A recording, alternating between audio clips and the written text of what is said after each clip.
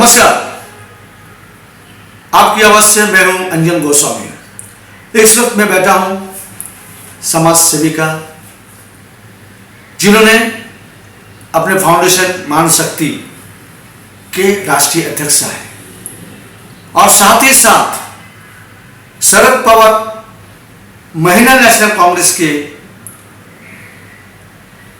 General secretary है। शरद पवार महिला national Congress party के जॉइंट सेक्रेटरी भी है, जिन्होंने अपने मान शक्ति फाउंडेशन से कई काम किए। क्या क्या काम किए हम उनकी जुबानी से जानना चाहेंगे और अपने पार्टी से क्या क्या काम किए और आगे चलकर और क्या क्या काम करने हैं, इस विषय से चर्चा करने के लिए आए, जिनका नाम है, जो आज नाम की मोहताज नहीं है, बिंदु भोसले। बिंदु जी, हम आपसे सबसे पहले ये सवाल पूछना चाहेंगे, आपने मान शक्ति फाउंडेशन बना है, ये फाउंडेशन आपने कब बना है और फाउंडेशन बनने के साथ आपने पहले किन किन लोगों को जोड़े हैं, जुड़ने के बाद आपने फाउंडेशन के लिए, हमारे देश के लिए आपने क्या क्या काम किए हैं? जी नमस्ते। महान शक्ति हमको 20 साल हो गए बना के, और महान शक्ति फाउंडेशन ने काफ़ी इश्यूज सॉल्व भी किए हैं लोगों के। हमारे जो बेनिफिशरीज हैं, स्लम्स, ट्राइबल्स, सिटीजन्स, ये सारे हमारे बेनिफिशरीज हैं। हमारे जो वॉलंटियर्स हैं हर पैच पे रहते हैं, हमारे पोस्ट होल्डर्स हर पैच पे रहते हैं। हमारा प्रयास ये रहता है कि ज़्यादा से ज़्यादा लोगों तक हम पहुँचें। कई फाउंडेशंस ये चाहती हैं कि लोग उन तक आए, लेकिन मेरा मेन मुद्दा है development at every door step.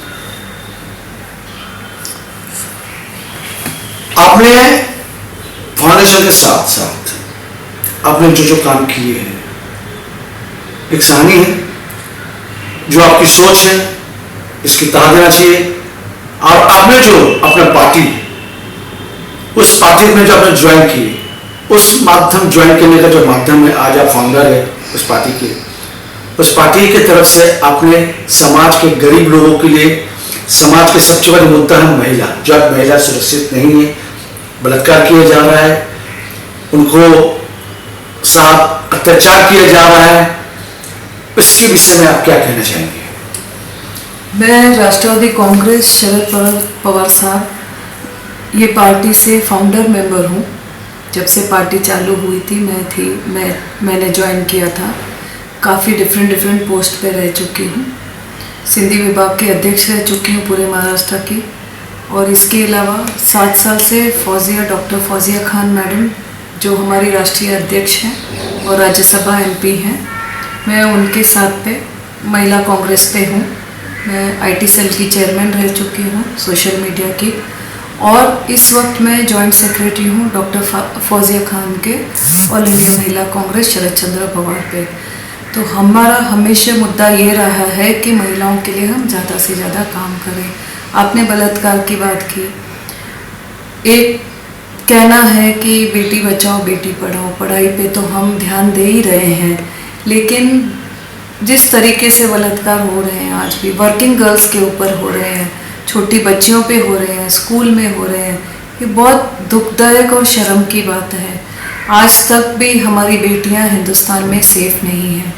हमको ये कहना है कि रिफॉर्म्स होने चाहिए, बदलाव होना चाहिए, सोच बदलनी चाहिए। जब तक हर एक इंसान अपनी सोच नहीं बदलेगा, बलात्कार बंद नहीं होगा। इसका कारण ये है कि कितनी बार आप रास्ते से जा रहे हैं, या आपके नेबर की बेटी है स्कूल जा रही है, या आप खुद भी ये एहसास कर सकते हैं कि ये लड़की तकलीफ में, लेकिन रिपोर्टिंग ऑफ क्राइम मिसिंग है। हर एक इंसान सोचता है कि मैं क्यों बीच में पढ़ूँ, मैं क्यों रिपोर्टिंग करूँ। इसके अलावा अवेयरनेस बहुत ज़रूरी है हमारे बच्चियों के लिए। खैर, आप बोलोगे कि 3 साल की बच्ची का स्कूल में हुआ तो उसको हम कैसे अवेयरनेस देंगे। वहाँ पे पेरेंट्स को अवेयर करना हमारा काम है कि जब बच्चियों को स्कूल भेज रहे हो, डेली उनसे पूछिए आप कि स्कूल में कोई तंग तो नहीं कर रहा है, कोई गलत हरकत तो नहीं कर रहा है। मुंबई पुलिस ने एक अभियान चलाया था, बैड टच गुड टच। 3 साल का बच्चा छोटा रहता है, लेकिन फिर भी हमारा काम है उन मदर्स को एडुकेट करना, अपने समाज को एडुकेट करना। और अगर ऐसी घटना घटती है तो हमको उस घटना में सभी लोगों को जोड़ के फास्ट ट्रैक जस्टिस के लिए मूव होना है। ये जब ये सब होगा तो बलात्कार जो है वो कम हो जाएगा हिंदुस्तान में। बिंदु जी, अब ये चुनाव की माहौल है। चुनाव में काफी नेता लोग बड़े बड़े वादा करते हैं, लोगों को बेवकूफ बनाने का काम करते हैं, पर वादा में कोई काम नहीं करते। सबसे पहले तो पार्लियामेंट चुनाव होके गए, कई वादे किए, अभी तक उस तरह का कोई कार्य हुआ नहीं है। महानगर पालिका को रोका गया है, विधानसभा चुनाव होने जा रहे हैं। तो आपको क्या लगता है इस बार सबसे पहले महानगर पालिका होने के बाद विधानसभा होना चाहिए था या महानगर पालिका होना चाहिए था? क्योंकि आज मुंबई में जिस तरह से बरसात हुई है, बरसात में रास्ते में पानी भर गया, घर घर में पानी भर गया, कोई काम नहीं है, गड्ढा गुड्ढा भरा हुआ है, गंदे पानी बह रहा है, गंदे पानी पीने के लिए लोग मोहताज है। बिल्डर वाले तो बड़े बड़े बिल्डिंग जो बनाते हैं, बिल्डिंग वाले तो बाहर का पानी पी लेंगे, पर जो गरीब लोग बाहर से पानी पी नहीं पाते हैं, उसके बारे में आप क्या कहना चाहेंगे? देखिए, मेरे हिसाब से सबसे पहले जो एक आम इंसान की समस्या है वो गटर मीटर पानी है। गटर मीटर पानी जो है वो बीएमसी से कनेक्टेड है। बीएमसी अगर अपना काम सही करे तो आपने जैसे सही कहा कि आज रास्ते पे चलने के लिए हमारे पास जगह नहीं है। सारी जगह पे ये मेट्रो के कंस्ट्रक्शन के जो है सामान पड़े हुए हैं और सारी जगहों पे जो है पानी भरा हुआ है।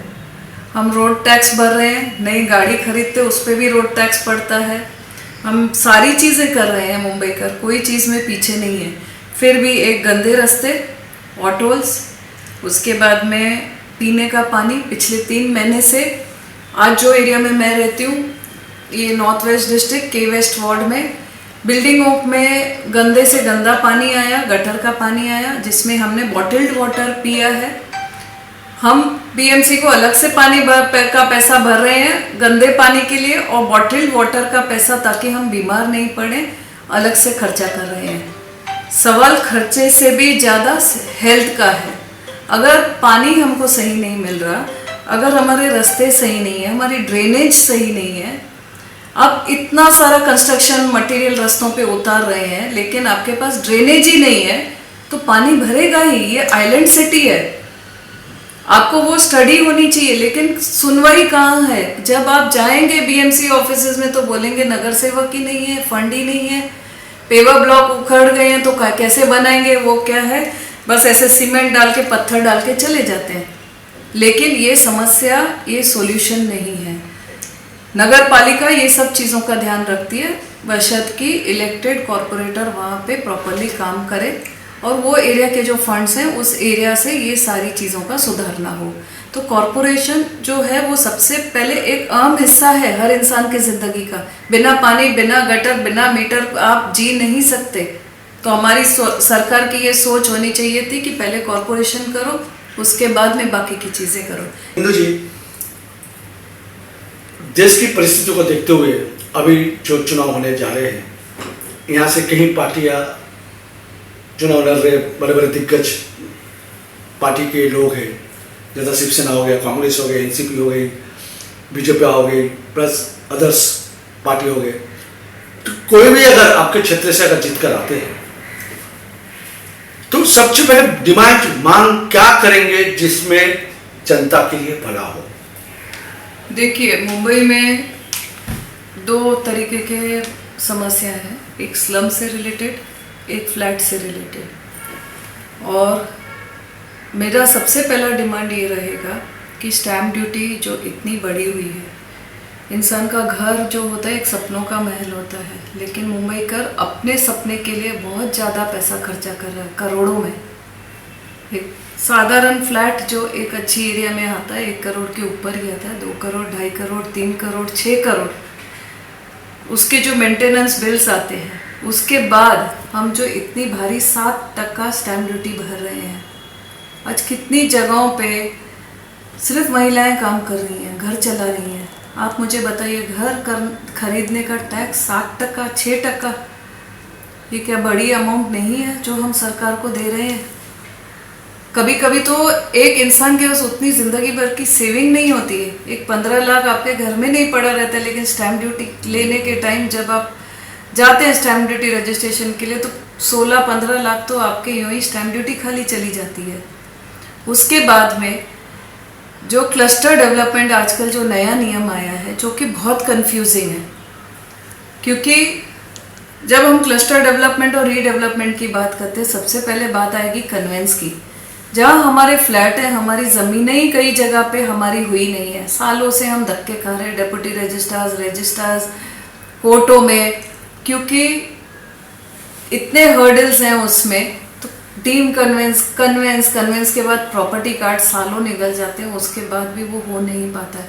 जहाँ पे हुआ नहीं है वहीं पे भी बिल्डर आके बोलता है कि रीडेवलपमेंट मैं करूँगा, मतलब वो प्रॉपर्टी बिल्डर के नाम पे हो जाएगी, सोसाइटी की प्रॉपर्टी नहीं रहेगी। जब तक आपका टाइटल क्लियर नहीं है ज़मीन का, आप क्लस्टर डेवलपमेंट कैसे एडवाइस कर रहे हो मुंबई के लिए? मुंबई के लिए आपके पास इंफ्रास्ट्रक्चर नहीं है। आज हम गटर का पानी पी रहे हैं, पानी की क्वालिटी ख़राब है। एयर पोल्यूशन, कुछ दिन पहले ही मैंने टाइम्स ऑफ इंडिया में पढ़ा था कि एयर पोल्यूशन मुंबई की इतनी ख़राब हो चुकी है। एयर क्वालिटी, अब ये एयर क्वालिटी क्यों? क्योंकि हमारा इको बैलेंस जो है सिटी का, वो ख़राब हो गया है। हर एक बिल्डर आता है, बिल्डिंग तोड़ता है, गार्डन तोड़ता है, ज़मीन तोड़ता है, उसके बाद जो हमको झाड़ देता है ना 2-3 शो के, वो पोडियम पे देता है। 8 माले पे पोडियम होएगी, नीचे गाड़ियाँ होंगी, उसके बाद में एक वॉकिंग ट्रैक होएगा, तो उसके बाद 3-4 झाड़ होंगे और बड़ी स्विमिंग पूल रहेगी। आपके पास पीने का पानी नहीं है। आप क्लस्टर डेवलपमेंट या रीडेवलपमेंट हर बिल्डिंग को स्विमिंग पूल दे रहे हैं, जहाँ पे 200-300 लीटर पानी का कंजम्पशन होगा। और क्या वो ज़रूरी है मुंबई सिटी के लिए कि एक सिंपल बिल्डिंग जहाँ पे कम मेंटेनेंस हो, इतनी बड़ी हाई फाई टावर्स आएंगे 40-40 माले के, तो रास्ते कहाँ हैं हमारे पास? आज भी इतनी ट्रैफिक जैम में हम फंसे हुए हैं कि एक जगह से दूसरी जगह जाने के लिए हमको जो है 2-3 घंटे लग जाते हैं। बारिश पड़ती है तो रास्तों पे चल भी नहीं पाते, क्योंकि रास्तों पे इतने खड्डे हैं, इतना पानी है, इतना ये है। घर में पानी नहीं है क्योंकि गंदा पानी आ रहा है, फिर भी आपको 40 माले के टावर बनाने हैं।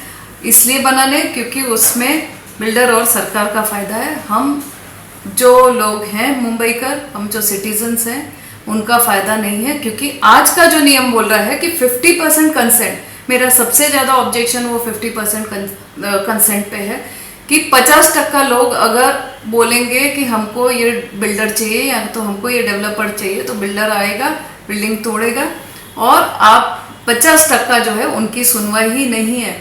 जबकि हर एक इंसान ने अपने मेहनत के पैसे से घर कमाया है, अपने मेहनत के पैसे से घर बनाए हैं, अपने मेहनत के पैसे से स्टैम्प ड्यूटी भरी है। मुझे किसी ने भी ये चीज़ सरकार से फ्री में नहीं दी है। हम स्लम वालों से भी बदतर हो गए, फ्लैट ओनर्स, क्योंकि स्लम को फिर भी पहले रिहैबिलिटेशन मिलता है। यहाँ पे तो बिल्डर्स बोलते हैं हम आपको रेंट देंगे। समझो बिल्डर जेल चला गया, लोगों ने कंप्लेंट की, तो रेंट कौन देगा? आज मुंबई में मेरे एनजीओ के पास ऐसे केसेस हैं, 10-10 साल से बिल्डिंगें बनी नहीं है, बिल्डर जेल में बैठा है, लेकिन रेंट्स बंद है, लोग रास्तों पे आ गए हैं। उसके बावजूद लोगों जिनके फर्स्ट नेम थे वो तो मर भी गए लोग, तो उनके बच्चों को तो बोला जाता है आप हेयरशिप सर्टिफिकेट लेके आओ, आप ये लेके। एक आदमी का घर तोड़ के बाद में आप बोलोगे कि आपका घर ही नहीं है, आप रास्ते पे आ गए हो, कोर्टों में जाओ, झगड़ा। सबसे पहले ये नियम बदल के 85-90% तक लोग अगर बोलते हैं ये सही है, तो जाके बिल्डिंग का फैसला होना चाहिए। 50% ये बहुत छोटा रेशो है। हर एक मतलब 50% के लोग जिन्होंने अपने मेहनत का कमाई का घर है, वो घर उनका है ही नहीं। मतलब ये तो गुलामी हो गई।